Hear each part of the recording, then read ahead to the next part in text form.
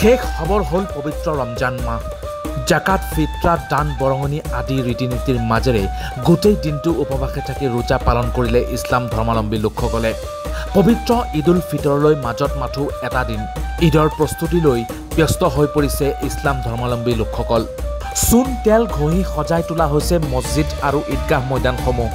আজি আলবিদাই জুমা অৰ্থাৎ এই ৰমজান মাহৰ শেষৰ জুমা আমি পঢ়িলোঁ আৰু আমাৰ দুখো লাগিছে যে পবিত্ৰ ৰমজান মাহ বৰকতৰ মাহ, মাগফিৰাতৰ মাহ, ত্যাগৰ মাহ আৰু ভাইচাৰিকী অৰ্থাৎ মিলা প্ৰীতিৰ এটা মাহ আছিলে, আমাৰ পৰা বিদায় ল'ব ওলাইছে। ইয়াৰ কাৰণে আমি অলপ দুখো পাইছোঁ মনত, যিহেতুকে ৰমজানৰ শেষৰ জুমা।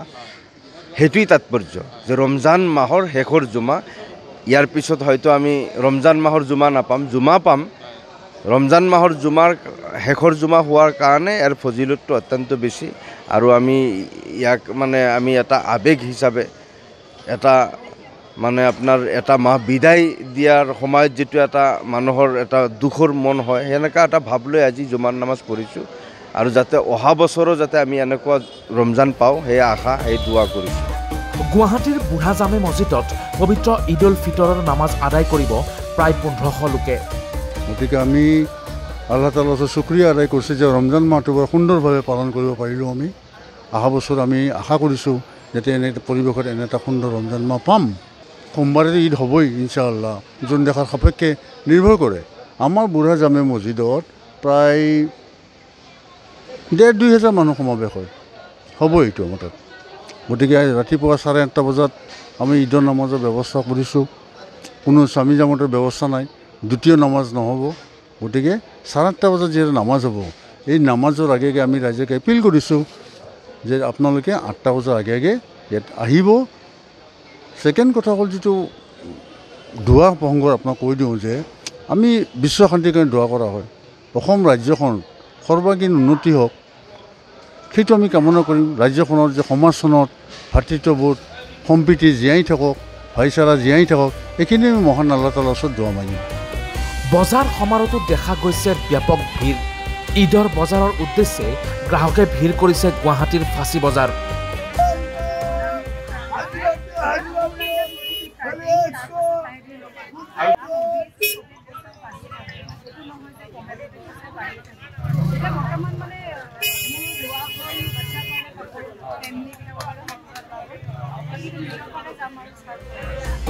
বিক্ৰেতাসকলে নতুন নতুন ডিজাইনৰ কাপোৰেৰে আকৰ্ষিত কৰিছে গ্ৰাহকক।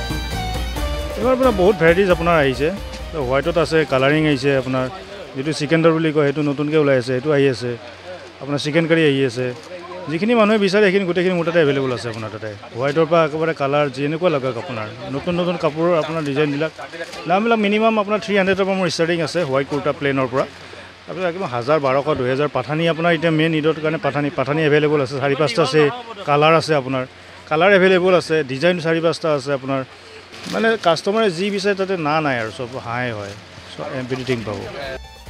উল্লেখযোগ্য যে ফাঁচী বজাৰত মানুহৰ ভিৰৰ মাজত খোজকাঢ়িব নোৱাৰা অৱস্থা যদিও অনলাইন শ্বপিঙে প্ৰত্যাহ্বানৰ সৃষ্টি কৰিছে স্থায়ী দোকানসমূহক। নাই, বজাৰটো ভালেই হৈ আছে, কিন্তু বাহিৰত হৈ আছে। ফুটপাথৰ বজাৰটো ভাল হৈ আছে, কিন্তু দোকানৰ বজাৰটো ভাল। আমাৰ চেণ্ডেলৰ মাৰ্কেট একদম বৰ বেয়াই চলি আছে। অনলাইনে চব খাই গৈছে এইবিলাক। মাৰ্কেটৰ ভিতৰৰ বস্তু বিক্ৰী হোৱাটো বৰ বেয়া হৈছে। চব ফুটপাথতে বিক্ৰী হৈ আছে, কাষ্টমাৰ মাৰ্কেটৰ ভিতৰত নোসোমায়। কিন্তু মাৰ্কেটত আহিলে কয় যে অনলাইনত বহুত কমত দিয়ে, আপোনালোকে বেছি দিয়ে। উপায় নাই, কি কৰিব, অনলাইনে গোটেই মানে কাষ্টমাৰ টানি লৈছে। তাৰমানে তাহাঁতে ৰিটাৰ্ণ এক্সচেঞ্জ কৰিব পাৰে, টান পায়। এতিয়া আৰু আপোনাৰ ধৰক ঘৰৰ পৰাই এক্সচেঞ্জ হ'ব, ঘৰৰ পৰাই ৰিটাৰ্ণ হ'ব, এনেকুৱা ধৰণৰ। আমাৰ তাতে আহিলে বস্তুটো কি হ'ল, চুই মেলি পিন্ধি চাই আহিব পাৰে। এইটো এটা প্ৰফিট থাকে কাষ্টমাৰৰ কাৰণে।